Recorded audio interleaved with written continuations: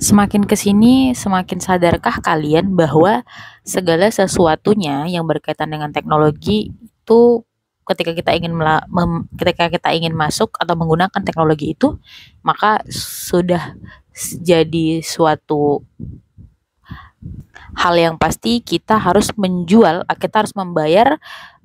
membayarnya dengan menjual data kita. Contoh kecilnya yaitu memasukkan atau registrasi dengan nomor handphone. Oke, di sini kita akan melihat bahwa banyak sekali media sosial dan hampir semua platform yang kita gunakan akan meminta registrasi dengan menggunakan nomor handphone, email, atau yang sejenisnya.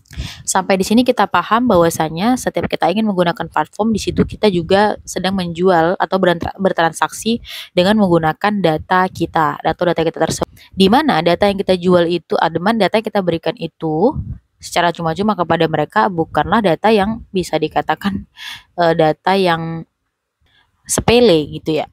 Karena berkaitan dengan negosiasi nomor telepon, email itu kan bakalan terkait dengan banyak sekali hal-hal yang misalnya contoh bank account kita. Di sini sebenarnya kita sudah sadar bahwasanya hal-hal yang berkaitan dengan itu ketika kita menggunakan platform, maka platform tersebut sudah sangat rentan terhadap penjualan.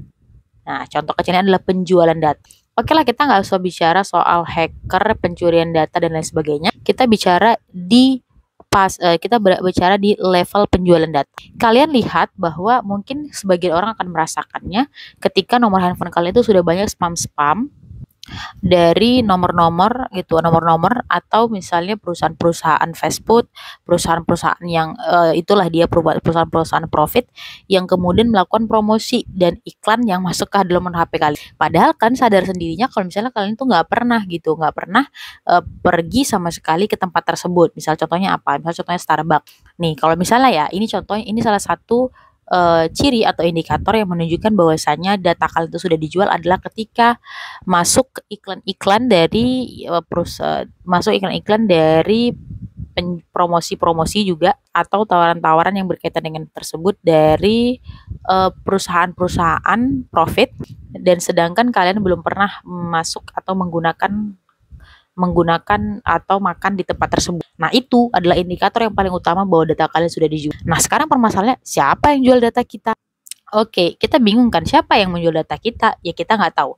Karena dari sekian banyaknya platform yang kita gunakan, kita nggak tahu siapa dari mereka yang menjual data kita ke pihak ketiga, yang itu membuat kita kalau saya sendiri saya merasa tidak nyaman. Karena kalau misalnya dilihat di HP, misalnya dilihat di telepon saya sekarang itu di bagian SMS itu ya banyak sekali SMS spam yang itu datang dari nomor-nomor yang kayak nggak jelas, terus kayak Anda mendapatkan koin, Anda mendapatkan 65 juta, kemudian tukarkan koin dan bla bla bla, yang asli itu adalah penipuan gitu dari nomor pribadi. Dan aku herannya aku nggak pernah menanggapi hal itu, tapi itu masuk dan banyak sekali.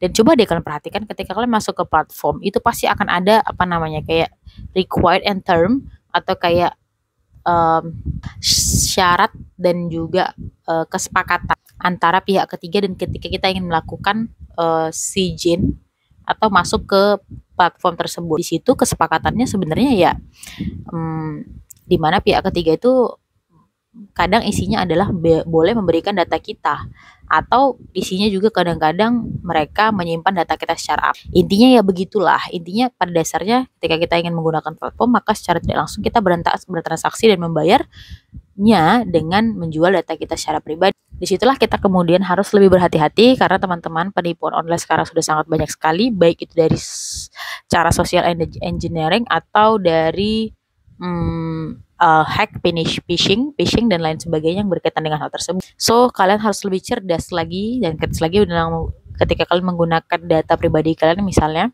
Dan aku juga sering banget ketemu sama hal-hal yang itu tuh kayak minta data padahal nggak ada hubungannya. Contohnya apa? Contohnya gini. Ini pengalaman aku secara pribadi. Jadi waktu itu aku pernah ke klinik kecantikan, aku melakukan perawatan di situ, dan kalian tahu ketika aku membuat member, itu mereka meminta nomor NIK dan nomor HP. Yang jadi permasalahan di aku adalah untuk apa mereka minta nomor. Kalau misalnya mereka ingin minta nomor HP, oke, nggak masalah, karena misalnya konsultasi dan lain sebagainya gitu ya, mengingatkan jadwal konsultasi. Tapi yang kedua yang menjadi pertanyaan adalah nomor NIK, nomor kependudukan kita. Untuk apa mereka tahu nomor kependudukan kita sementara mereka adalah sementara mereka itu adalah yang bergerak di bidang kecantikan. Ibarat kan kayak gak ada hubungannya gitu. Kalau misalnya minta nomor NIK kita orang di Dukcapil, ya kita mah fine-fine aja gitu ya. Itu yang saya nggak habis pikir. Dan di situ aku sendiri secara pribadi agak shock gitu, kenapa ya orang-orang ini gitu mintanya nomor NIK, nomor HP gitu, terus kayak nomor pokoknya yang lain-lainnya gitu. Pokoknya kayak data kita tuh gampang banget. Itulah kenapa aku mau bilang sama kalian, kalian tuh jangan gampang ngasih data kalian kepada orang-orang atau siapapun itu yang meminta data kalian. Misalnya kayak kalian mau beli ini harus minta nomornya ini, namanya siapa, nggak usah dikasih lah, nggak penting-penting banget. Kalian boleh nolak kok. Kita berhak untuk nolak. Kalau kita merasa tidak nyaman dan kita merasa itu nggak memberikan manfaat, ya nggak usah lah. Karena biasanya mereka meminta nomor HP juga buat melakukan promosi kan, dan mereka bisa menjual data itu. Enak kan? Oke, pesan aku adalah kalian harus lebih berhati-hati lagi dan lebih kritis lagi ketika kalian menggunakan data kalian. Jangan sampai data kalian itu dicuri dan dijual kepada pihak yang tidak bertanggung jawab. Oke, see you in the next video. Bye-bye.